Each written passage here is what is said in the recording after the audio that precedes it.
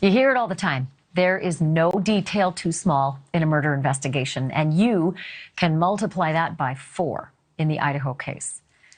But one detail that has just surfaced is 17 seconds long, and it is anything but small.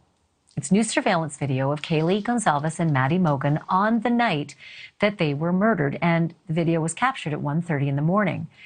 They're on their way to the now infamous food truck after spending the evening at a corner club bar. That's the corner club famous in downtown Moscow. The surveillance cameras at a local business captured the video of the girls as they made their way down the sidewalk towards the food truck from the bar. If you take a look at a map, you can see exactly where they had been at the corner club, 10:30 p.m. to 1:30 a.m., and where they were going to the grub truck, 1:40 a.m., and where this camera captured the images on Main Street. It even captured what the girls were saying, and you can hear it clear as a bell. Let's listen. What did you say to Adam? I told him everything. Did you hear that? Kaylee yells to Maddie, "What did you say to Adam?" And Maddie answers, "Like I told Adam everything." So here it is again. You can clearly hear that exchange between the two girls. What did you say to Adam? I told him everything. But the $64,000 question is, who is Adam? And it's a good question. And another good question, who on earth was the hooded man walking down the sidewalk with the girls in that video? There is an uncanny resemblance to the hooded man who was standing behind the girls at the food truck the whole time that they were there, like plus 10 minutes. And the man that police said they cleared early on. Joining me now is Shanon Gray. He is the attorney representing the family of Kaylee Goncalves. Mr. Gray, thank you so much for being here. So let's start with Adam. Who exactly is Adam? And has Adam been helpful at all in this investigation? It's my understanding that Adam is just the bartender at the corner bar that they were referring to. I think it was just conversation they were having between the two of them. I don't think he's involved in the investigation at all, though. So. But wouldn't he? I mean, you've done so much investigative work, and you've been a prosecutor and a defense attorney in murder cases, so you know how it works. And I would imagine that anybody who saw these girls in the hours before they died might be able to at least say who was in the bar, whether they witnessed anything unusual. What was it when they said, "I told Adam everything"? Do you have any idea what that meant? Was that something Adam could enlighten everybody to? I have no idea. I can't speak to that conversation. I would hope that the Moscow Police Department would follow up with this video and some of the statements that were made in it. So that's what we're having faith that they followed up on that, on the video. So yeah. Amen to that. What about the notion that there's a lot of sort of people triangulating social media? As you know, there's cyber sleuths who sometimes wreak havoc, but sometimes really provide some pretty good investigative help to police. And there is some connection between Adam and Kaylee's ex-boyfriend. There's pictures of them. I think on TikTok, there's a picture of Adam with Kaylee's dog. So they clearly have a close friendship. Do you know anything about the connection between Adam and Kaylee's ex-boyfriend? no, I don't. We don't have any of that information. So, this is stuff that I think people are just, doing some digging and, it's part of the investigation process. When you're not getting a lot of information, people start digging into a lot of different things and trying to figure out things on their own. And we believe that the community is who will help solve this case anyway. So, we encourage people to continue to do the things that they need to do and help out the police in the investigation. All right. So what about the young man in the hoodie who's walking with Kaylee and Maddie down the sidewalk and who looks so much like the young hooded man who was seemingly lurking in the background but did not appear to be with them in any way at the food truck?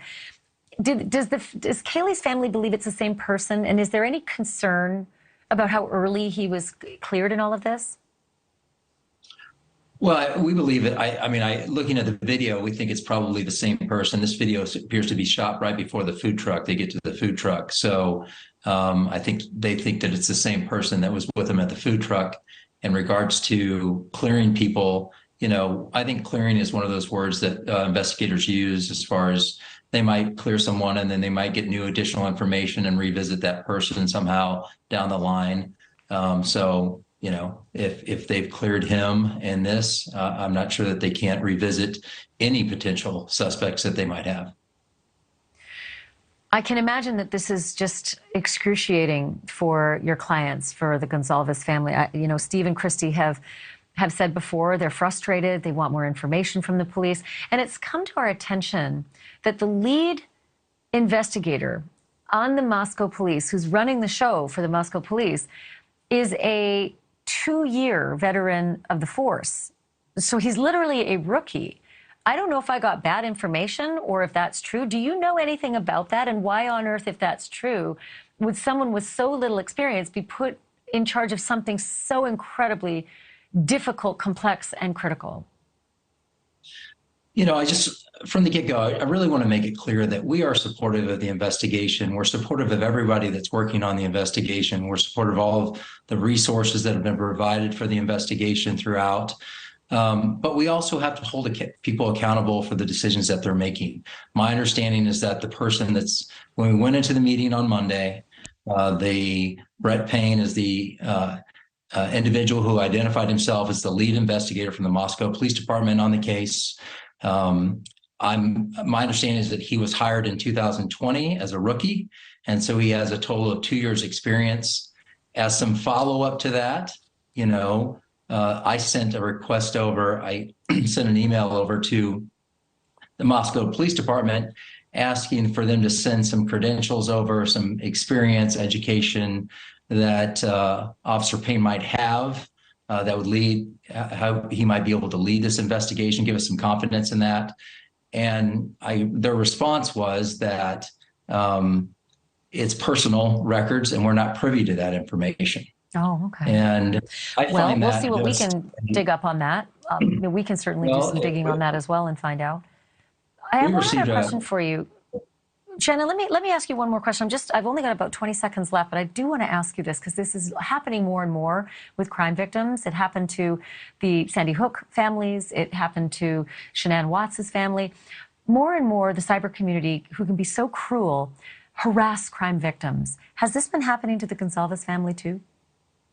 Yes, the Goncalves family they will receive random emails or text messages or things along those lines that are just, completely inappropriate. They're taunting or whatever it might be. And in today's world, it's amazing that people are out there that do these things to victims of crimes.